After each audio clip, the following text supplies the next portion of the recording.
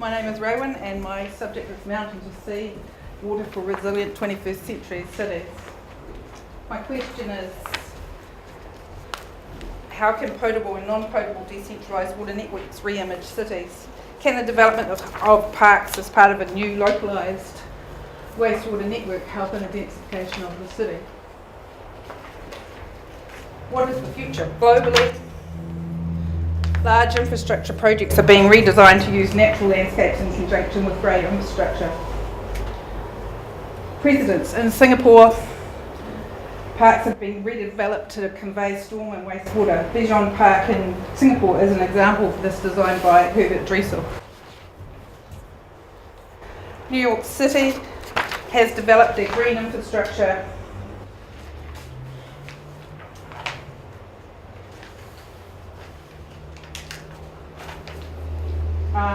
using existing water infrastructure in modern cities is based on a 19th century model. This ageing infrastructure increasingly sends city wastewater pollution into the water network and runoff from the land. Matthew, can we have the light on, please? Or is that sort of... This water infrastructure conveyance system has an override system where untreated sewage empties into the sea during storm events. Urban runoff is the worst source of the sea's oil pollution. Increasingly, population densities adds pressure to the city infrastructure and it becomes more and more inefficient. New York City uses green infrastructure to reduce the traditional grey infrastructure. They have a hybridised green infrastructure plan to reduce the combined traditional and alternative storm and wastewater infrastructure. The combined system has proven to reduce the size and overall cost of the traditional pipe infrastructure by using green infrastructure at less cost. Parks and wastewater government departments work together. New York City uses a team of wastewater engineers, ecologists, including landscape architects, to redesign the infrastructure. Meaning of terms, wastewater, the mix of domestic sewage and industrial water plus stormwater. Grey water is household wastewater, such as shower or laundry effluent that has not come into contact with toilet or wastewater. Recycled water can be used for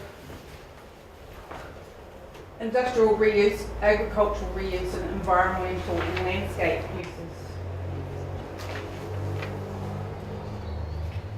Auckland needs to have a resilient water supply because there is projected growth from 1.4 million people to 2.2 million people by 2050.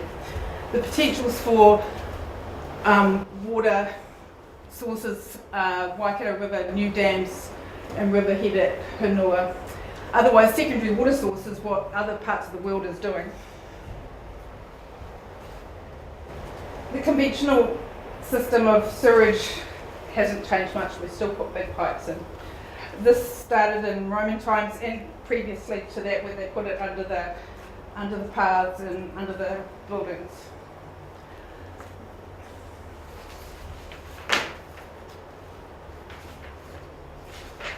European wastewater treatment has supplemented the traditional Chinese and Indian country agricultural systems for wastewater treatment. The European systems are expensive to build and run, although developing membrane technology like that in Singapore and Australia is more efficient and less expensive. Wastewater has three treatments traditionally, a pre-treatment and secondary and a drying treatment. The membrane treatments schematic is this one. That's mainly the changes in here where they use reverse osmosis to remove the separate the wastewater. I took the case studies into a constructed wetland, and this can be used in conjunction with the normal building wastewater system as a tidal wetland. The central interceptor map at Western Springs. We might have to turn the light back on off speed. Sorry. This proposed central interceptor tunnel is a mixed storm and wastewater tunnel designed by ACOM and will be built in 2017. The tunnel spans the catchments from Western Springs, which is up here, and goes down to the Manukau Harbour. This updated tunnel water infrastructure network does not use any alternative landscapes and natural landscape infrastructure. This project is a critique of the whole central interceptor water management system. A literature search for wastewater recycling techniques is shown in the matrix. Case studies from Singapore and Perth. I looked at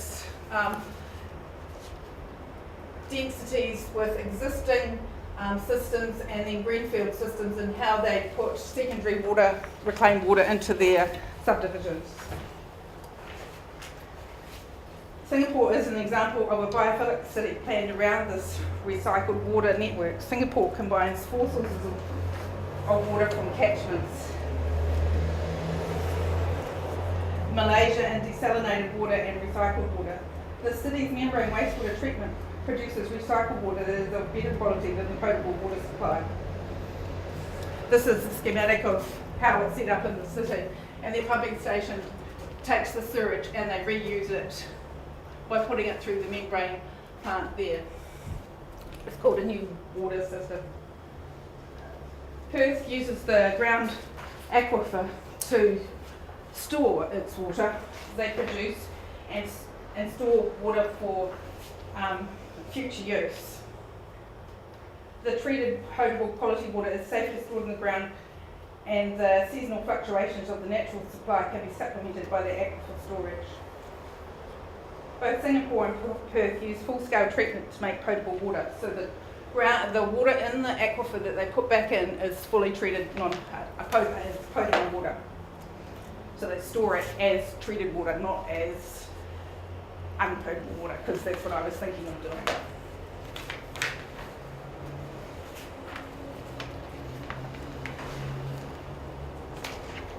I concluded that with looking at just all the different things I looked at that was significant.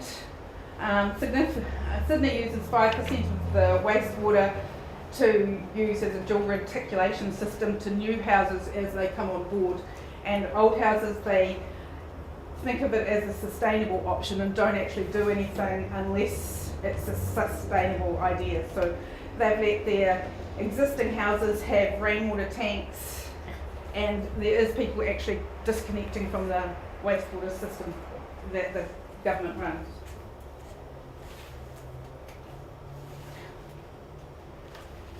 My project case study is an analysis of the Mount Eden and Mount Albert catchments. The main focus of the study will be on the catchment of Mount Eden and Mount Albert and the neighbouring Western Springs catchment. My research will investigate how to use recycled water in this catchment as an example to analyse the whole central interceptor catchments. This catchment was considered to be important as it is considered to be a vulnerable part of Auckland City because of the aged infrastructure and for earthquake resilience, which is what I started my project with.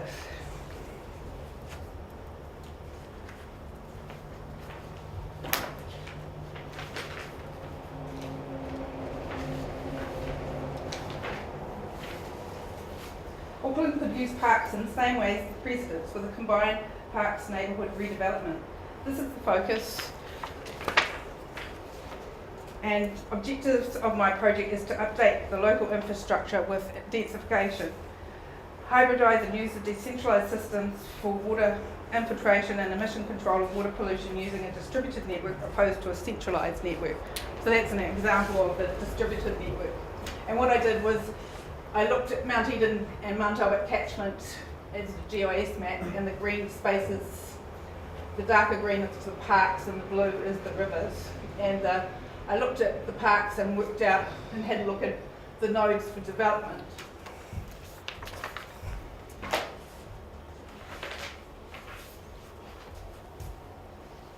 Japanese cities are generally less centralised.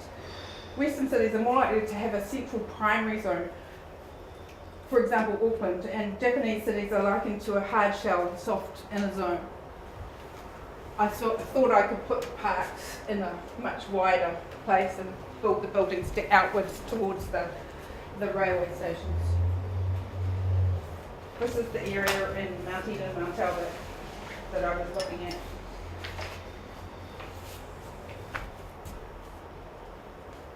Western Springs and Fowles Park to this end here, Chamberlain Park. This is where the new St Luke's, this is where the interceptor will go. Actually it goes down this side, but the new flyover sits here.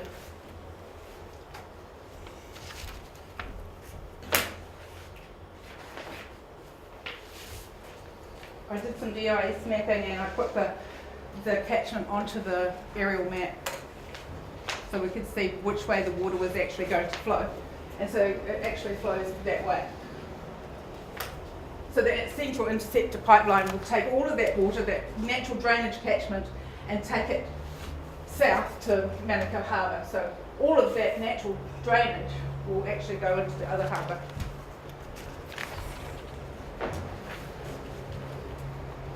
I imposed the sewer line and the stormwater drains onto the catchment so I could see where it actually fitted.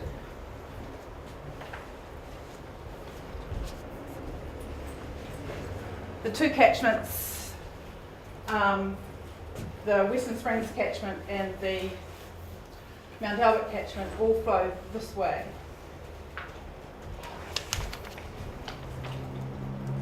I then looked at the Eden Albert map of the area, and this is the unitary plan and how it's going to change the development. Chamberlain Park sits here and Fowles Park's there. There is a big mixed-use development existing there, and the Morningside station here has a certain amount of extra mixed-use development there. I then looked at the densities. This is the existing densities, a low density in south of Chamberlain Park, and this is Stonefield's density, which is a medium density. I then looked at what existing buildings there was on the site, and this building, the old St Helens building, borders the park, the Chamberlain Park. Morningside Railway to the east, and this is the fields of Fowles Park. And Chamberlain Park and a Art Deco house, which is a part of the historic development of the area. I then looked at the contour plans, and I made lots of GIS maps. This is Chamberlain and Fowles. I then looked at the aspects and slopes, and the darker red areas are where it's 15 degrees, and it's quite a lot of height there on Fowles Park.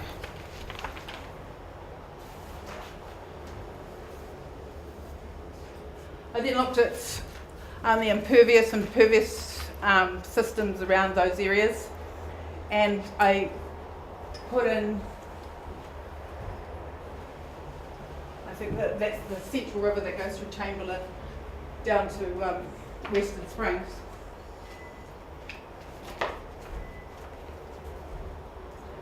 And then I put this onto the catchments.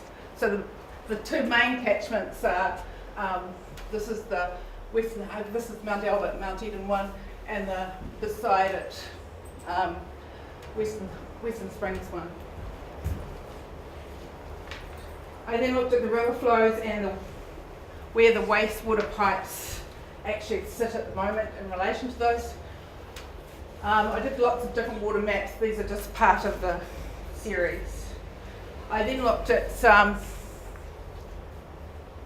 the two different plans and analysed the different built structures and what was allowed before and what was allowed after in that area.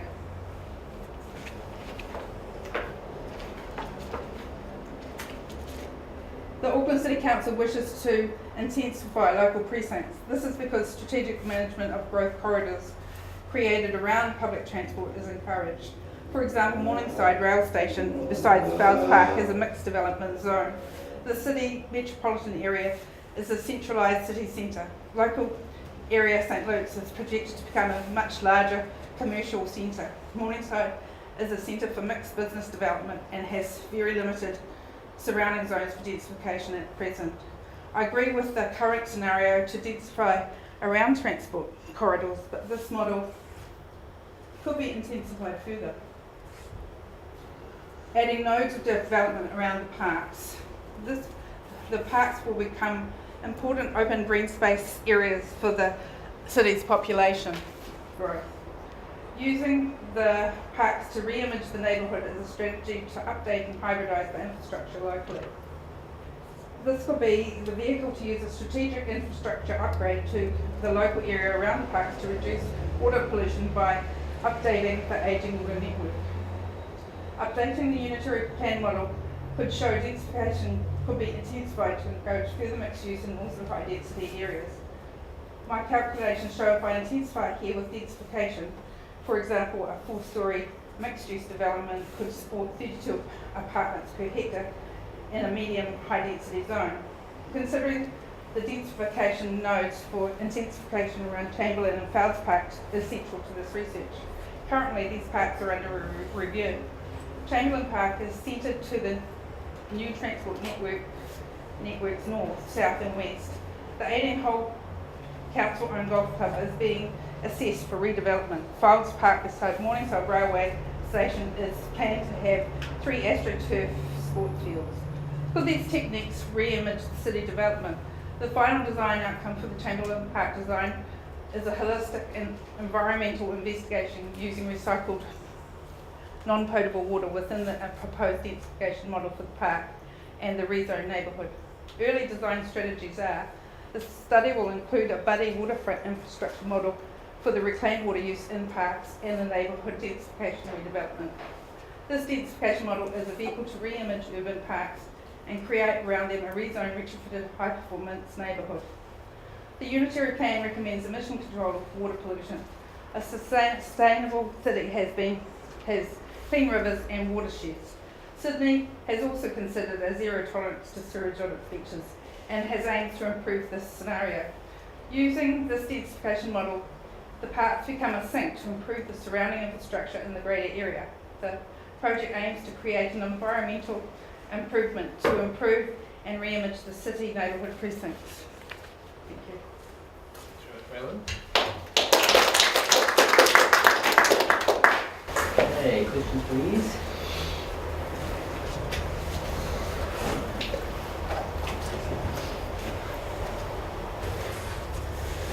Who else wants to start? I thought it was great to hear about it.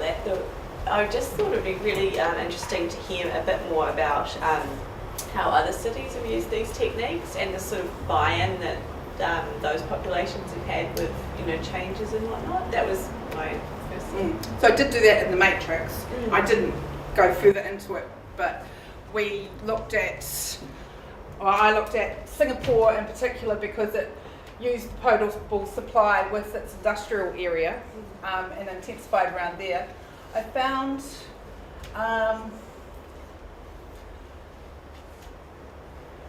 found a subdivision in Queensland that put reticulated water in and then took it out, so they haven't actually reconnected, I presume, because they've got lots of water there at the moment. I also found another system in the States, in the Tracy city, that waited for their wastewater treatment plant to update. So they're actually all saying, oh, well, we're going to do this, like Sydney. Sydney is trying to actually encourage people to use wastewater as reticulated water because it saves 40% of their potable supply.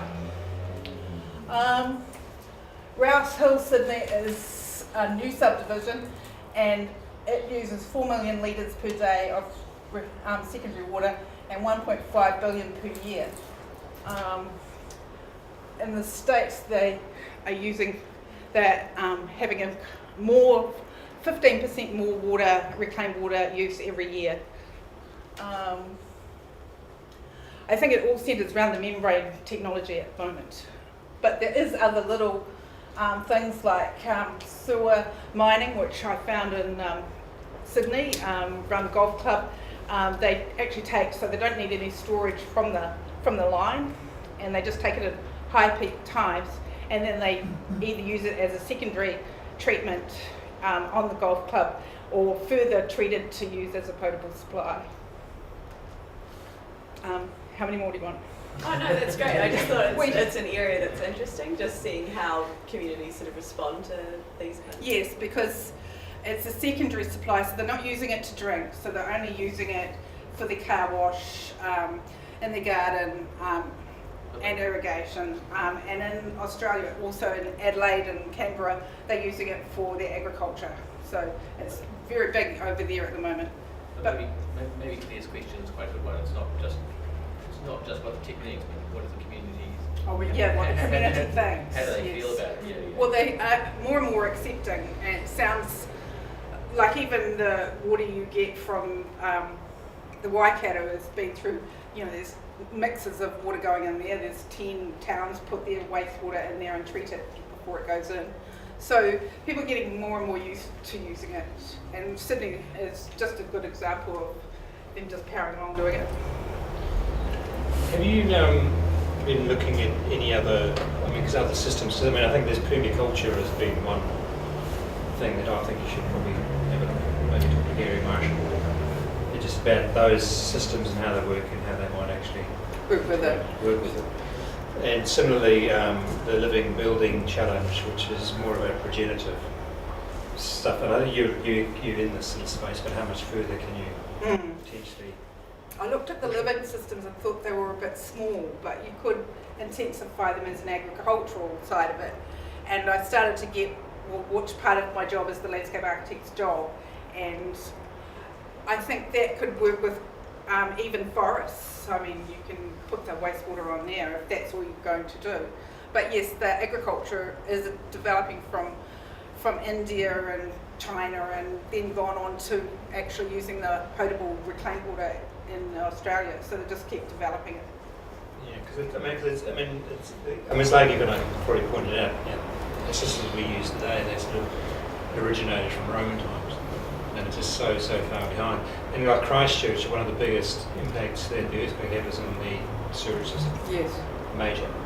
And by avoiding that sort of, and I think it'd be quite good for you to maybe just try and get an understanding around what is the potential economic benefit to the city. Because it could be quite. I started my project down in Christchurch, looking at it, going, well, it's a big job. And I did go to Christchurch, and they've had continuing problems with all that water because of the changes in the topography. But they have a big team down there and fixing it at the moment, don't they? Yeah, but it's not really, but they're not fixing it. They're struggling to fix it. It's just all underground, it's all hidden away, it's all underbuilt. It's really difficult to. And it's the soils as well. I mean, they built that on like a sand base. So Auckland, when I looked at how resilient we were in Mount Albert and Mount Eden, it's much more resilient because it's on a different base. It's got that rock base. So it's a lot different to Christchurch, where it's just sitting there floating on the top almost. But I think the flows, the natural flows are quite interesting. When I think I was in Italy last year, and they recently fixed up, and it was in Florence, they recently fixed up the flooding problems they had through Florence by going back to Leonardo da Vinci's proposal, which was actually looking at the natural way water behaved in the river when he solved their problems in the Renaissance era. He actually walked up the entire river and just analysed and understood what nature was doing, as opposed to an engineering solution. And so this sort of stuff is the same, and I think that's what the permaculture stuff is actually about, is actually really analysing what nature's actually doing. Yeah, I would like to do that. Should talk to Gary Marshall. Thank you. Raewyn, as a research question, you will, as I understand, be coming up with some alternative ideas or plans as to how wastewater can be dealt with. I think, is that correct? I think so. That's why I think so. I was looking at, well, it sort of came up in the air going, well, wow, you can store it in the aquifer, that's amazing. And then I looked at what Sydney was doing, and then I've started to think about the design. So I was looking at the pumping stations and thinking, well, we could change how the pumping stations work, that both offers of just redesigned for the central interceptor. So they're not actually doing anything to do with the wastewater, and they're just a pumping station. And I also looked at, because it's the catchment around Chamberlain Park, I was looking at how I was going to change what I was going to do there with the densification. So actually intensify around that area. But how I'm going to do it, I'm not sure yet. Oh, okay, but your focus is on the role of parks. Yes. As sinks, I think was the word you used. So I'm just sort of wondering, the parks wouldn't actually then become kind of a form of filter or storage for reusable water? Would the water just be a feature in the park, so to speak? I was looking at the stormwater, Novotny from Stormwater Research, and he was saying, and some of the other people that he works at their era, that they could take 10% of the parks and use them as a sink, so as full water, stormwater.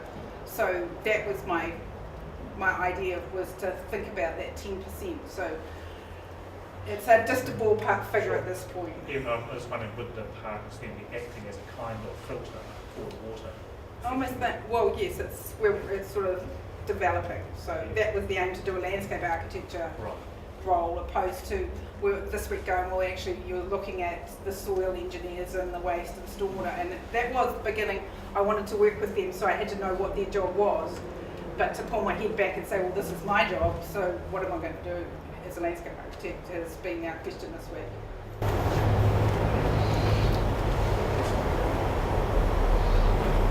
Questions? Anyone have another question?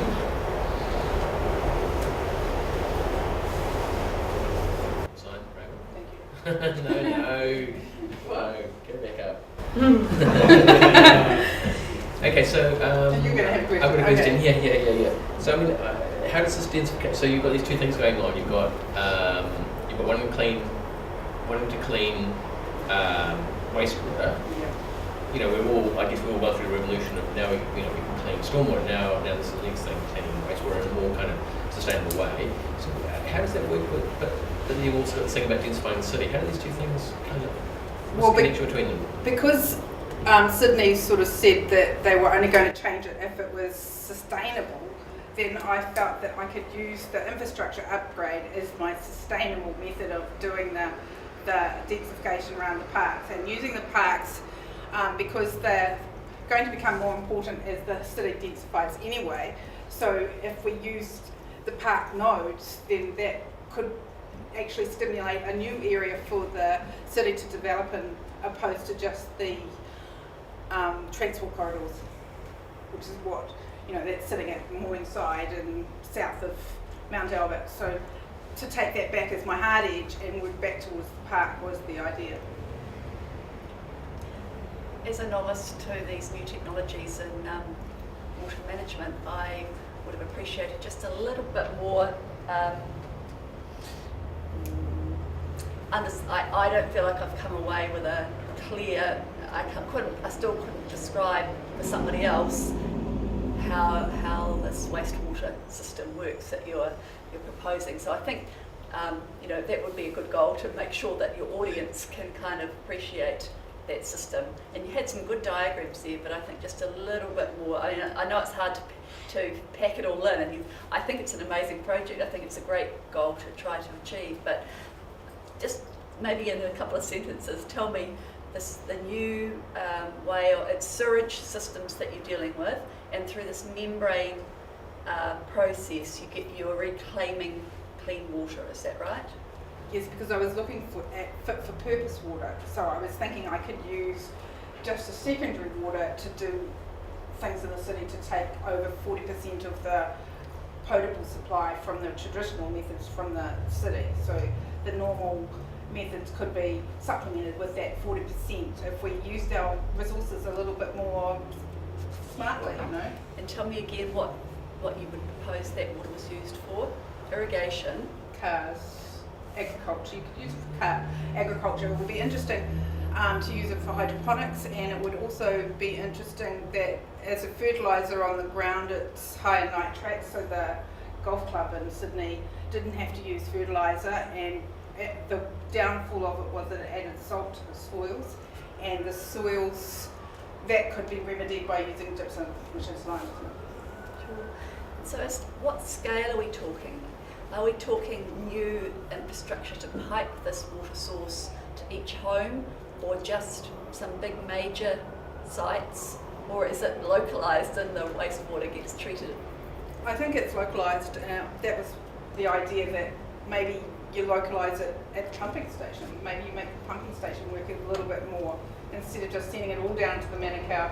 And How many pumping stations do we have? How many There's pumping quite a stations few are when in you your look area? at.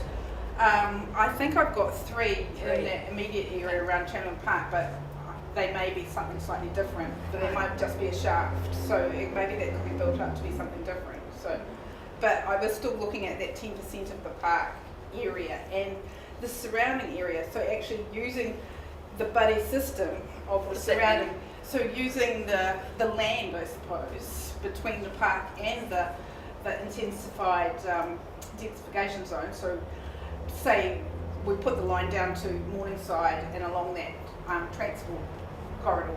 So that was their back to the park. It'd be really interesting to see you develop it. And I think it depends on the topography as well. And I looked at Indian topography of the slum networks, and they used it just within 2 metres of the ground, under the ground, so that they didn't have so much expense. And that sort of aims towards trenchless design, trenchless construction. So there was lots of little things that I was looking at for the design. Great. Thanks very much, Raewyn. Okay, so just 5 minutes as we change over for Grace.